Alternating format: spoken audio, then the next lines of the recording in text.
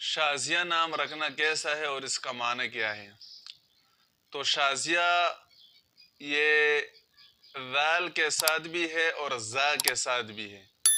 اگر ذال کے ساتھ ہو دال ذال، اگر ذال کے ساتھ ہو شازیہ تو اس کا معنی ہے مہکنے والی عورت، یعنی وہ خاتون، وہ عورت جس سے خوشبو مہکتی ہے، معطر، اس کو شازیہ کہا جاتا ہے۔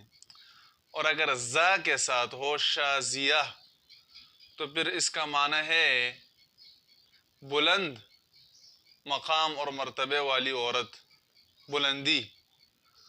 تو اس نام رکھنے میں کوئی مسئلہ نہیں ہے اور معنی بھی اس کا صحیح ہے، بچیوں کے لیے نام رکھنا چاہیے۔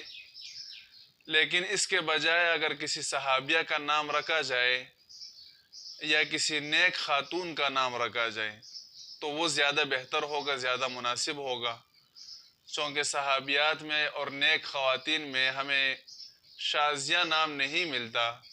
اس وجہ سے بہتر یہ ہے کہ کسی صحابیہ کا نام رکھا جائے۔ بہت سارے صحابیات کے اچھے اچھے نام ہیں اور نیک خواتین کے بھی بڑے زبردست نام ملتے ہیں۔